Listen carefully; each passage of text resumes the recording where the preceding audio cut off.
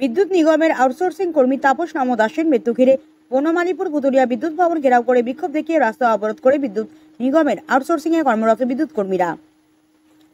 অবশেষে সদর এসডিপিও দেবপ্রসাদ রায়ের লিখিত প্রতিশ্রুতিতে বিদ্যুৎ ভবন অবরোধ মুক্ত হয়।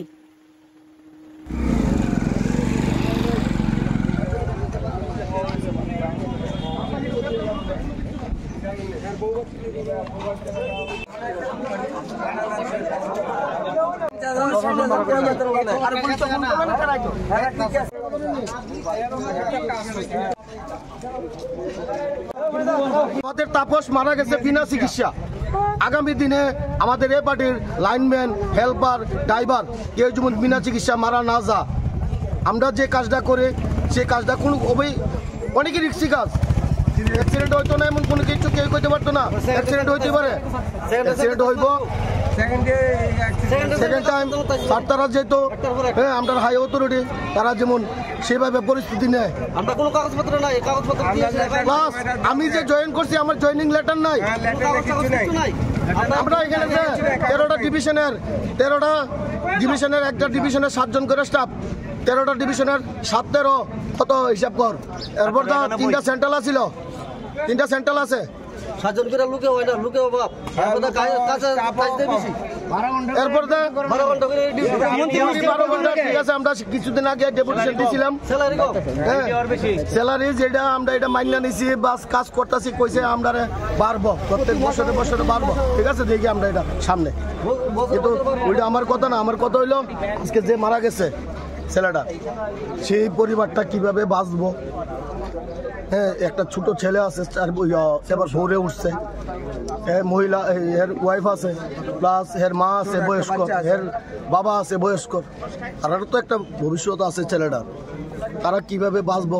আমরা স্যার তারা আয়াসেরা একটু সান্ত্বনা দেব যে আমরার তরফ থেকে এই জিনিসটি আমরা করতেছি।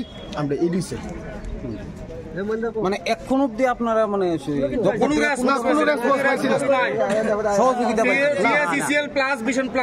বলতে আমরা একজন স্টাফ, এবার স্টাফ। হ্যাঁ, গত এই মাসের 6 তারিখ সকালবেলা 8টার সময় অফিসের আন্ডার আসছিল, অফিস লাইন অ্যাক্সিডেন্ট হয়েছে।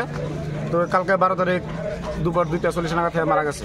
কিন্তু হ্যাঁ, অফিসের স্টাফ যে যারা আছে না, অফিসের বা অথরিটি, কোনো রেসপন্স নাই, কোনো কিছু নাই, কোনো হেল্প নাই এই ব্যাপারে। আচ্ছা, তাহলে আমরা যে মানুষের পরিষেবা দেওয়ার লেগে যে আমরা 24 ঘন্টা যে কাজটা পরিষেবা দেওয়ার আমরা কাজটা করতেছি, এটা লাইবিলিটি কি আছে? আজকে যে ঘটনা গেল, মারা গেল, হের তো লাইভ আছে, তারা অফিস ঠিক আছে, কোনো একটা রেসপন্স অনুমতি পাওয়া গেল না। আমরা কারণটা কি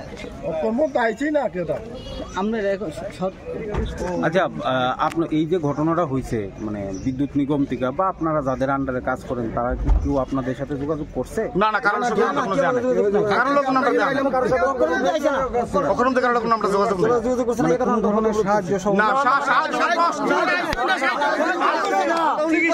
সাহায্য কর্তারা যে তুলছেন, আমি একটা প্রশ্ন করি, আপনারা মিডিয়াল থেকে মনে কেউ গেছিল কালকে বা কালকে মনে হয় খুবই সম্ভব। হ্যাঁ, হের লোক অঙ্কিত যে আছে, অনিকেত পাল ম্যানেজার, হের লোক মানে আপনার কথা হয়েছিল, আপনারা মিডিয়ার থেকে প্রশ্ন করছিলেন হেরে যে সাহায্যের ব্যাপারে কি হাত তুলে দিচ্ছেন। হ্যাঁ কইছে যে সাহায্য তো আমরা করছি, কিন্তু কোনো রিসিভ কবি আপনারা চাইছেন, কোনো রিসিভ কবি হেরে দিতে পারছে না, কোনো বিল কবি দিতে পারছে না। কিন্তু একটা কথা কয়ে গেছে আয়ুষ্মান থেকে দিচ্ছে, আর আয়ুষ্মান তো হেতে দিছে না। আয়ুষ্মান আমরা সেন্ট্রাল গভর্নমেন্ট দিছে, আয়ুষ্মানের লোক হের কোনো তুলনা, মোদী সরকারের আয়ুষ্মান তো আমরা হেলে কোনো কালেকশন নাই। আয়ুষ্মান হের আশা থেকে হয়ে গেছে, কিন্তু আরো তো উন্নত চিকিৎসার দরকার ছিল বা চেষ্টা করতাম, ভালো বলে তারা যদি হাত বাড়াই দিত, তারা তো এমন কিছু হাতই দিছে না।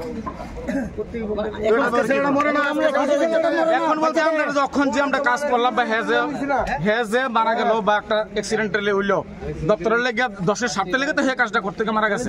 হে লাইবিলিটি কি আছে বা হের পরিবারে কি চায় বা কি পাইব, এমন কিছু একটা তারা অনুমতি করে রিসিভ হয়েছে না। প্লাস এখন যারা এই দপ্তরে যারা 19-12 এফআরটি যারা কাজ করতেছে, এফআরটি কোম্পানি যারা কাজ, তারা লাইবিলিটি কি আছে? নেক্সট টাইম আরেকজন লেগে একটা ঘটনা হলো, তাহলে সেম কাউন্টার এইভাবে অবস্থা করতে হবে, ধারণা দিতে না, সেম কাউন্টার এইভাবে রাস্তা ধরে লাভ দিব মানুষের লেগে।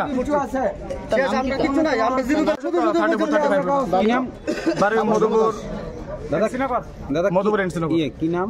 তাপস নম দাস, মধুপুর এনসিনগর। বয়স কিরকম? তো 35। বাড়ি থেকে কে আছে তা জানেন? এর একটা ছোট ছেলে আছে, মনে হয় যে 27 বছর হবে, ক্লাস 4 মনে উঠছে এবার। মা বাবা আছে, আর কি।